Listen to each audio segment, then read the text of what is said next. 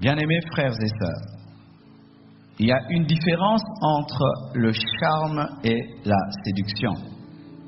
Il y a une différence entre une personne charmante et une personne séductrice. La plupart des temps, nous les mélangeons et ce n'est pas bon. Quand nous mélangeons les personnes charmantes et les personnes séductrices, nous les mettons ensemble. Souvent, nous culpabilisons des gens pour rien. Tout d'abord, parlons du charme. Qu'est-ce que le charme? Selon Proverbes 5 et Cantique 4, le charme c'est la beauté et la grâce mélangées ensemble. La beauté et la grâce mélangées ensemble. Toute femme est charmante et cela est un don de Dieu. C'est un potentiel que Dieu leur a donné pour attirer l'homme de leur vie et pour conserver l'homme de leur vie. C'est quelque chose de naturel que Dieu donne à la femme pour attirer l'homme de sa vie et pour garder l'homme de sa vie. C'est ça le but du charme.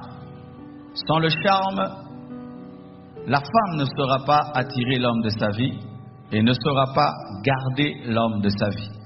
C'est quelque chose de Dieu. C'est un potentiel. Ce n'est pas un démon. C'est un pouvoir que Dieu donne à la femme pour attirer son mari et garder son mari. Toute femme n'est pas séductrice, mais toute femme est charmante. Toute femme est charmante. Même la femme qu'on dit qu'elle n'est pas belle et tout, Dieu crée toute femme charmante. Toute femme est charmante et toute femme n'est pas séductrice. Le charme est naturel et divin, mais la séduction est volontaire.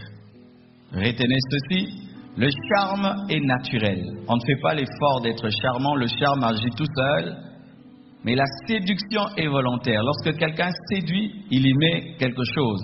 Nous voyons dans Proverbe 7, cette femme a eu des stratégies. Amen.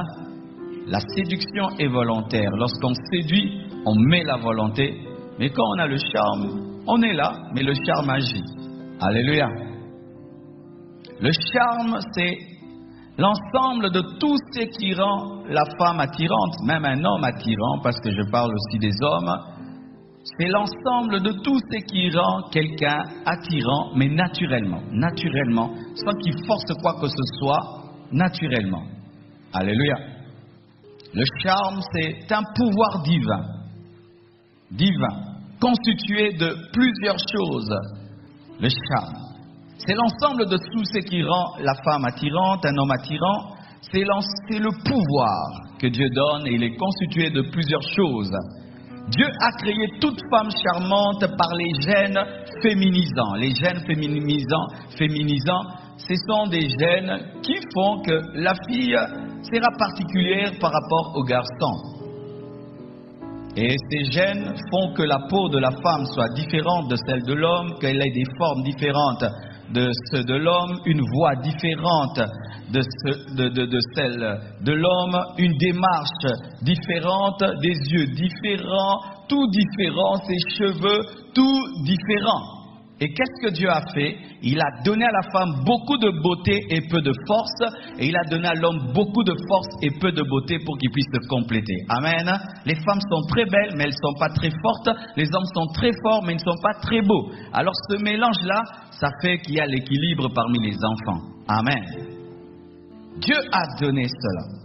Tout ça pour que la femme puisse avoir un pouvoir, pas sur tout le monde, je répète, sur son mari. Dieu donne à la femme le charme pour attirer un homme, l'homme de sa vie, et le garder. Amen. Hein?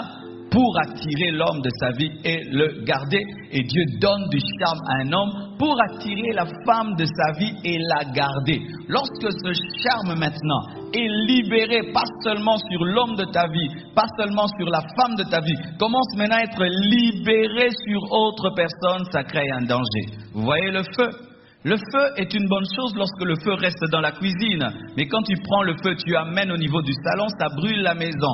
Le charme, c'est bien quand c'est pour ton mari, c'est pour ta femme. Mais quand ce charme sort de la cuisine, sort et commence à se libérer sur tout le monde, là maintenant, ce n'est plus le charme, ça devient la séduction.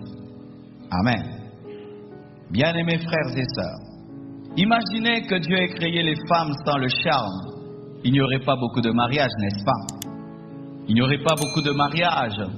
Regardez déjà, ta soeur peut être très très belle, très très jolie, mais tu ne sens rien pour elle. Elle est nulle et sans effet, son charme n'opère pas sur toi.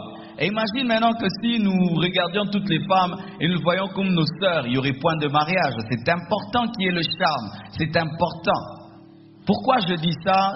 C'est parce que dans les églises, nous commençons à persécuter les personnes charmantes, les personnes belles. Et hier d'ailleurs, quand je prêchais sur que les belles femmes sont rares dans l'église, il y a des femmes qui m'écrivaient: pasteur, non, moi je suis très belle, mais je prie. Elles m'écrivaient sur Facebook et tout le reste. Oui. Vous voyez, avec ces enseignements sur les démons et sur la séduction, nous collons aux personnes charmantes des démons de séduction, esprit de sirène, parce qu'elle a des yeux comme ça, esprit de sirène. Est-ce que c'est elle-même qui a créé ses yeux? Parce qu'elle parle d'une certaine manière, elle a l'esprit de séduction. Tu vas voir, sa mère parle comme ça, ses sœurs parlent comme ça. Donc tout cela maintenant, c'est les démons. De sorte maintenant que dans l'église, nous mettons mal à l'aise les personnes particulières à qui Dieu a donné un très très grand charme. Nous les taxons de sorcières, nous les taxons d'envoyer du diable, alors que c'est Dieu qui les a créées. Si Dieu t'a créé belle, sois à l'aise. Amen. Sois à l'aise, sois à l'aise, sois à l'aise. Et mettons ces personnes à l'aise de peur que nous les laissions au diable et que le diable les récupère pour détruire l'église.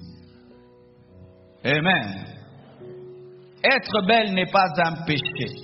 Être charmante n'est pas un péché. Sinon Dieu n'allait pas glorifier la beauté de Sarah, la beauté de Rebecca, la beauté d'Esther. C'est Dieu qui en parle, la Bible en parle. Des personnes remplies de l'esprit pendant qu'ils écrivaient la Bible ont parlé de la beauté d'Esther, de la beauté de Rebecca, de la beauté de Sarah. Et une femme peut être belle, elle est remplie du Saint-Esprit, revêtue de puissance, elle n'a pas l'esprit d'impudicité. Dites Amen.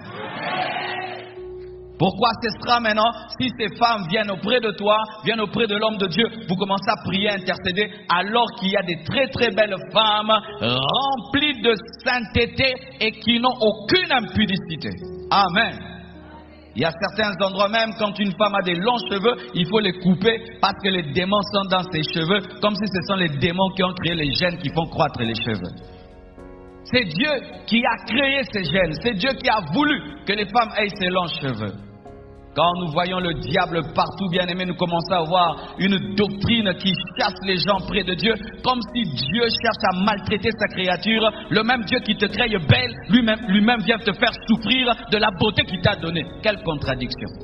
Ce n'est pas la Bible. Amen.